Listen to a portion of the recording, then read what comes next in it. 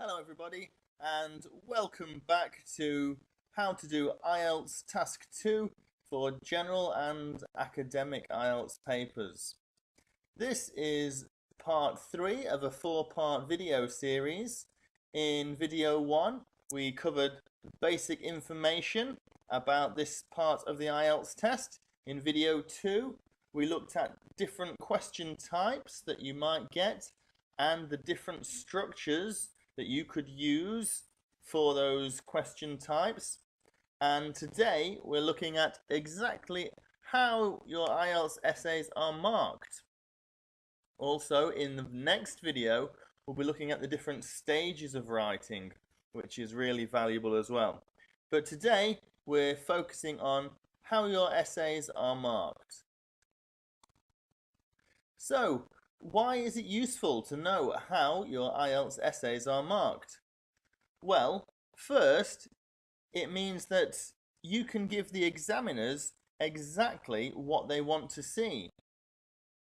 For example, if you're doing a maths exam, often the examiners will want to see your working out, to see how you've actually done the question, because often you'll get marks for that. Also, for example, if you're doing a history essay for A-level history, you might be required to quote from different sources. These are all things you do because you know that that's what the examiners want to see.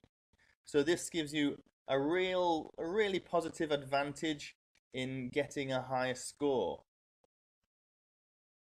Secondly, if you know what the examiners want to see, you can work out what aspect or part of your writing it is that you need to improve for the examiners.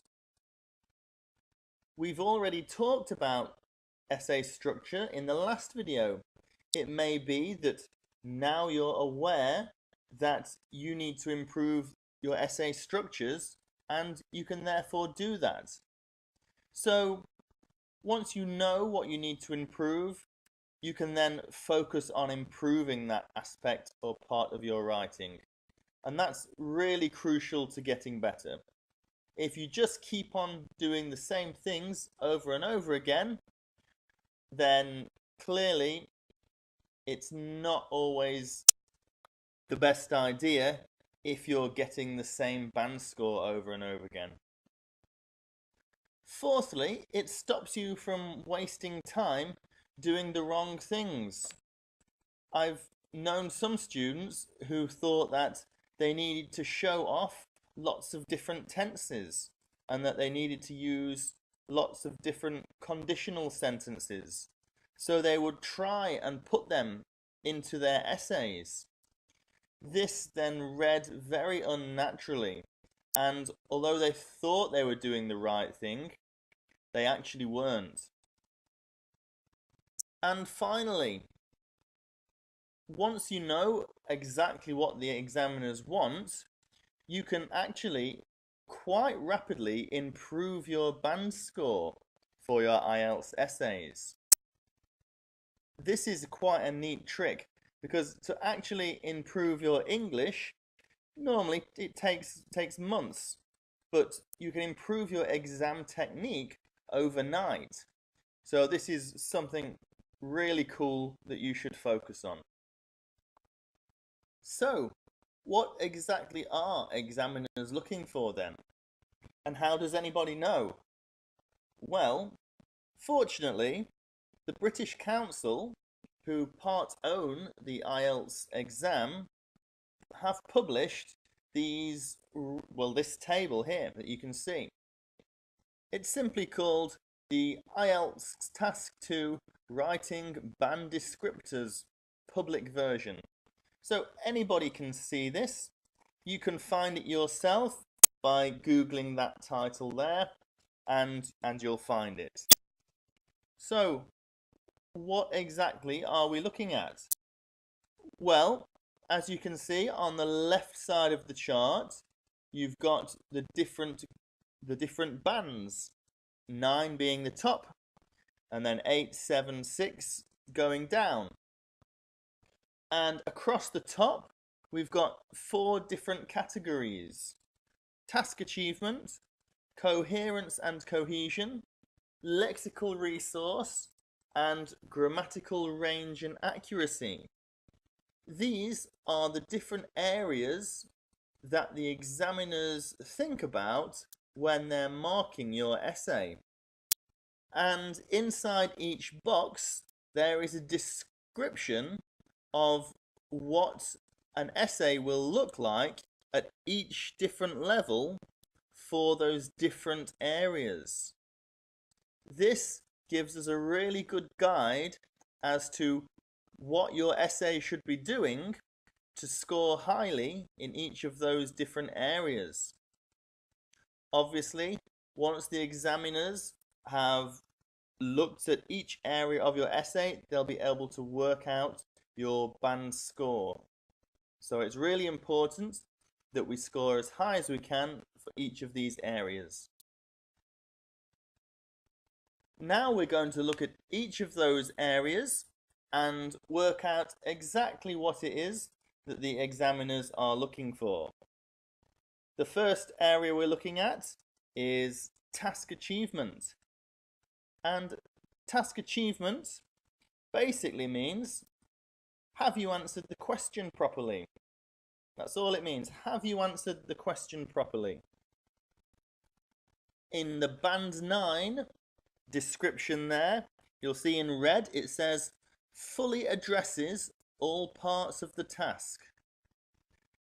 From my last videos, you'll know that there are different types of questions, 3 main types. There's a question type where you have to discuss both sides of an argument.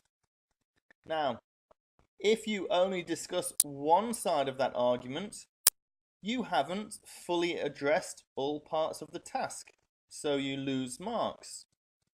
If you're doing the give an opinion and justify it question, and you get so excited giving your opinion, but you forget to justify it and say why, then again, you're not addressing all parts of the task. So you lose, you go down the band score. And if you're doing a problem solution essay and you spend all your time describing the problem and not really offering any solutions, then again, you're not addressing all parts of the task, so you lose marks. Students don't realize this and they think they've done really well, but they get low band scores because they haven't done this. It's also another reason why you should make sure you don't go off topic and start talking about related things. Everything you write should be specific for a reason, exactly about the question you've been asked. Otherwise, you could drop down to a band 5 for task achievement. You can see there in red, in the band 6, I've circled addresses all parts of the task, although some parts may be more fully covered than others. So that's band 6, you still have to address all parts of the task. If you don't, then you're dropping down to a 5. That's not what we want. The second thing you need to do to make sure you answer a question properly is to create a developed response. You can see there in band 9 it says present a fully developed position in answer to the question with relevant, fully extended and well supported ideas.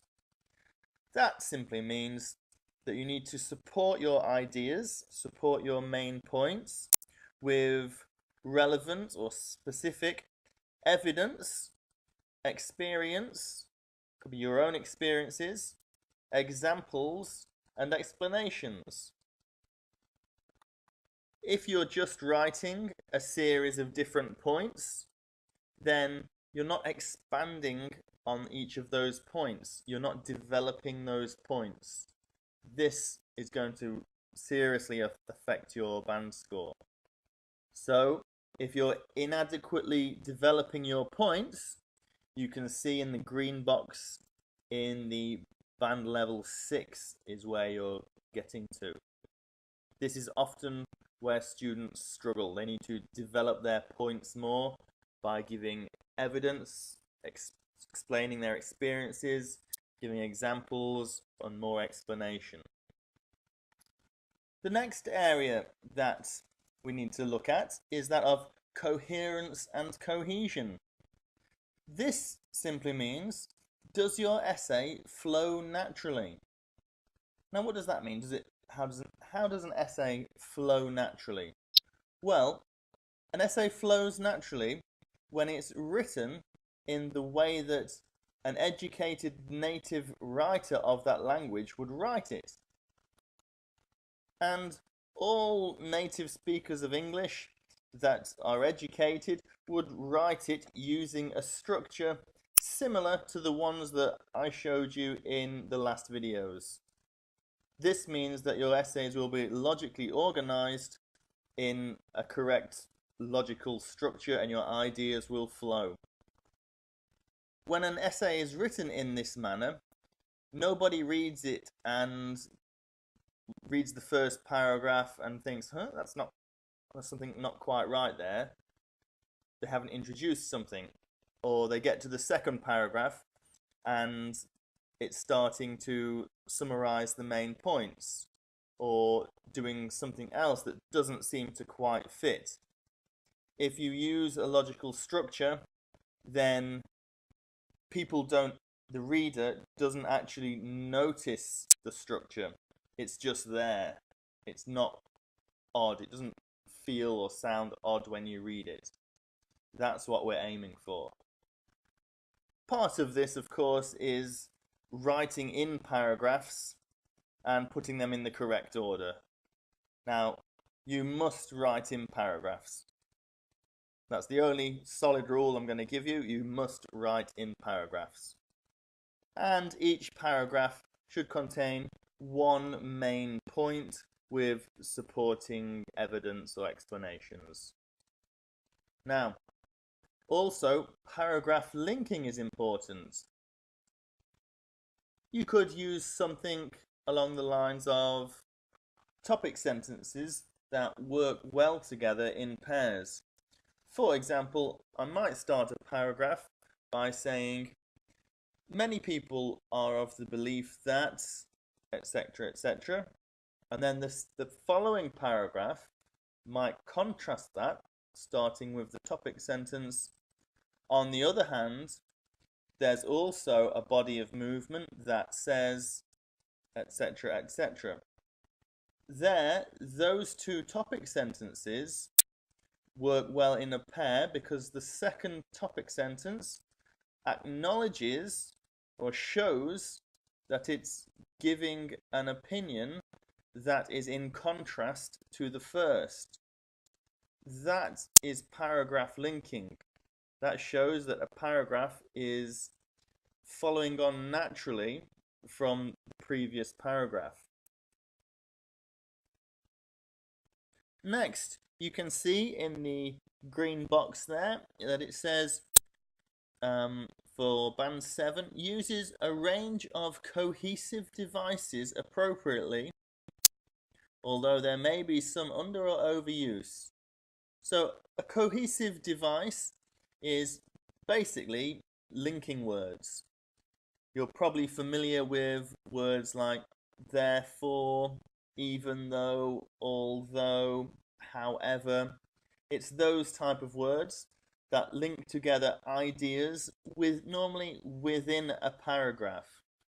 Now, all they're saying is use different ones. Don't keep using and also, and also, and also, or however, also, however. You see that a lot in some students' writing. You need to use a range of those in the right way. So make sure you're familiar with and know the difference between some of those types of words. If you are using the same words or they don't quite fit correctly, that's what it means in the band 6 there, where it says sentences may be faulty or mechanical. So you're limiting yourself to a band 6 if that describes your writing. Finally, you can see in the band 6 box there that it says uses referencing clearly. Basically, you need to be careful when you're using words like it, they, he, she. It needs to be clear who you're talking about. So if you use the word it, are you referring to the government from earlier in the essay, or to people that oppose the government, or whoever it might be? But it needs to be clear. That's what referencing is. If it's not clear, the reader gets lost in your essay, and that obviously reduces your band score. Now don't worry, there's lots more on my website, and I've given you a link there. I'll also put this link under the video as well, so you can go to it and have a look after. That goes into this in a bit more detail. Okay, the next area that we need to look at is that of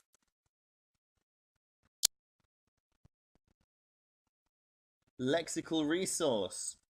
Now, lexical resource is simply a fancy way of saying vocabulary. So, can you use a range of vocabulary effectively, or do you not know many words and how to use them? So, in the band 9 there, it simply says, uses a wide range of vocabulary with very natural and sophisticated control of lexical features. Let's look at the first part. Uses a wide range of vocabulary. And we'll do this with an example. So, this is a paragraph taken out of an essay about the environment. Let's read it first. I think that our world, the way that it is now, is in real danger. The best scientists think that our world will run out of oil by 2020. This will stop us living the way we do now. Some governments are paying scientists to fix this problem.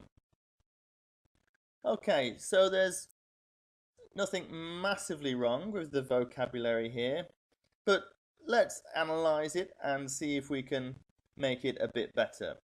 So we know that we need to use a wide range of vocabulary. So first of all, I notice that we've got the word world twice. Now, do you know any other words for world? Maybe planet, globe, the place we live in, the land. Using different words rather than just using world helps us show a range of vocabulary. So that's something to think about. What about the next one? Real danger. Can we think of anything better than real danger? Well, doomed would be an appropriate one. How about the best scientists? Can you think of anything for that? And then we've got our world again. And in the last sentence, we've got to fix this problem, to fix this. Does fix really sound very academic? I'm not sure. In a moment, I'll show you a much better way of saying these words. So, just remember, you need to try and use a range of vocabulary. Next, in green, for the band 9 descriptor, it says sophisticated. This sort of means, is it written in a higher level, more educated way of writing? So, we've got phrases underlined there like the world the way that it is now. It's not wrong, but it's not very high level. This will stop us living the way we do now. Could that be said any better? Some governments are paying scientists. Not massively sophisticated. Again, I'll show you how this could be improved in a few moments. And next, circled in blue in band 8, it says inaccuracies in word choice and collocation. So the first one, let's look. It says, I think that. That's not a good word choice for an academic essay. I think that. We need to change that. Next, we've got run out of. Run out of is a phrasal verb. We use them a lot in spoken English, but we should try to avoid them in written academic English. Similarly to fix this, it's not a good choice of word. It's not wrong, it's just not a good choice of word. So, what could we change this to? If you want, you could stop the video and rewrite the paragraph, taking into account everything I've said, and see what you can come up with. Or you can wait a few seconds and let's have a look at what I think you could do. Okay, so I've changed this to, some people believe that the world we live in is doomed in its existing format. Experts predict that our planet is likely to exhaust its supplies of fossil fuels by the year 2020, severely restricting the way we currently lead our lives. Already, we can see government-backed scientists across the globe striving to discover new sustainable energy sources in a race for survival. I suggest you pause the video and just have a look at how I've changed or upgraded that paragraph. I think you'll agree that it gives a much higher level of lexical resource. And these are the sort of things you should be looking to try and do as well. Don't worry if the paragraph that I've written seems too high a level for you at the moment. Obviously, I've written that as a native speaker, trying to show you a really good example. Okay, the final area we need to look at is grammatical range and accuracy. Now, this just means, can you use a range of grammar structures accurately? So, is your grammar any good? Do your sentences make sense? A key point there in band 7 in red, it says produces frequent error-free sentences. This is one thing I obviously encourage you to try and do as much as possible. Frequent error-free sentences. However, that would be easy if you could just simply write simple sentences like the world is round, it is not flat. That's what scientists have proven. That would be really easy to write short, simple, grammatically correct sentences. However, you'll notice in green it says uses a variety of complex structures. And even in band 6 it says uses a mix of simple and complex sentence forms. So basically, you can't just write simple sentences and expect to score anything more than a 5. You've got to have some complex sentences in there. So combining both of these principles will lead you to the higher band scores of 8s and 9s. Now, it's important not to deliberately start putting in different conditional sentences or different types of tenses, because they're easy to see. It's easy to see when you've done that, and it's not natural to do that. So, how can you write complex sentences?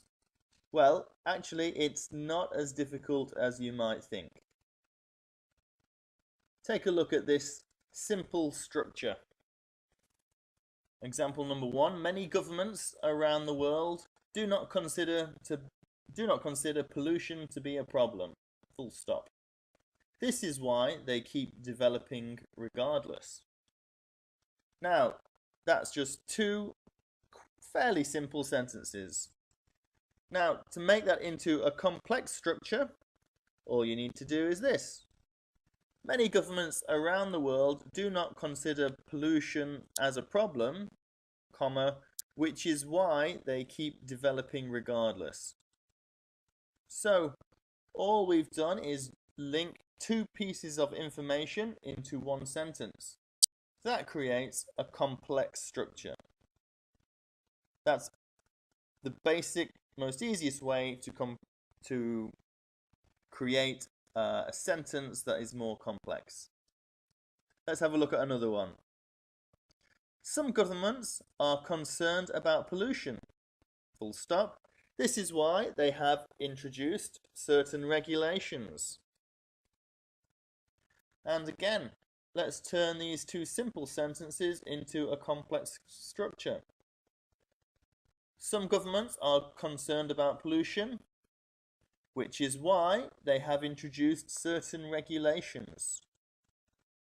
There we go, we've turned a simple structure, 2 simple structure sentences into 1 complex structure.